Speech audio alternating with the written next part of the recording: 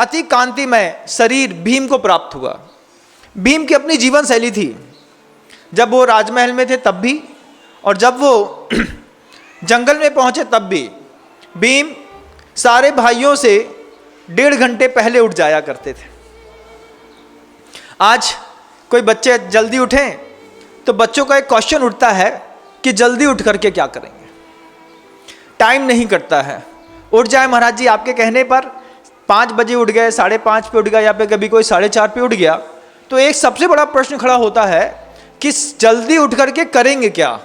लेकिन भीम की हमेशा से आदत रही है, माता कुंती और 4 के 4 भाई ये सोते रहे, भीम उनसे 1.5 घंटे पहले उठ जाते थे। और भीम की जीवन शैली में सबसे पहले शारीरिक व्यायाम के साथ दौड़ना शामिल था। इतने हार्ड वर्कर थे भीम कि सुबह सुबह आधा घंटा उनकी इतनी तीव्र गति वाली दौड़ होती थी कि उनके अंग अंग से पसीना निकलने लगता था। अब ये जो भीम की जीवन शैली थी, स्वस्थ जीवन शैली, उस जीवन शैली को आप भी अपना सकते हैं। लेकिन हमें एक तो फुर्सत नहीं है और दूसरा उठ जाए तो बाहर कुछ करने का मन नहीं है। भीम आधा घंटा इतना तेज दौड़ते थे कि अंग अंग से पसीना झरता था, और जब पसीना अंग अंग से झरने लगता था तो फिर वो किसी भी एक ऊंची शिला पर शांत भाव से बैठ जाते।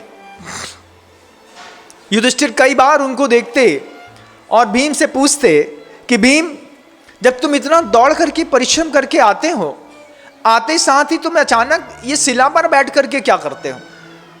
तब भीम ने कहा कि बड़े भैया, जब मैं दौड़ करके अपने शरीर को स्वस्थ कर लेता हूँ, तब मैं अपने हृदय को स्वस्थ करने के लिए आसन लगा लेता हूँ, और ध्यान के माध्यम से पहले हार्ड वर्क कर लिया उसने, भीम ने, उसके बाद हृदय की संवेदनाओं को जागृत करता हूँ अगले 15 मिनट तक। इमोशनल वाइब्रेशन भीम हमेशा मेंटेन करते थे अपने अंदर। कैसी थी वो वाइब्रेशन कि मेरी माँ, मेरे भाई, मेरे पिता, इन सारे के सारे लोगों के गौरव को सुबह सुबह भीम प्रतिदिन याद करते थे। कभी आपने याद किया कि हम अपने घर के अंदर आधे घंटे मेहनत करने के बाद 15 मिनट का एक ऐसा ध्यान भी करें जिसमें हम अपने इमोशनल वाइब्रेशन को जनरेट कर सकें। कैसा है वो इमोशनल वाइब्रेशन कि मैं जिनके साथ में रहता हूँ, मेरी माँ, उनका स्वभाव, मेरे भाई का स्वभाव, मेरे पिता का स्वभाव, मेरे परिवार के लोगों का स्वभाव, ऐसा बहुत कुछ भीम इमोशनल वाइब्रेशन मेंटेन करते। उसके बाद वो ध्यान की श्रेणी में एक सोल सेट, जिसको आप कहते हैं, हिंदी में उसको कहें तो आत्मविज्ञान की ओर उनकी दृष्टिपात चाहती थी कि वो एकांत में बैठ करके अपने उस ध्यान के माध्यम से अपनी आत्मा को भी एकांत में रखने की कला जानते थे। आप लोगों को नहीं आती।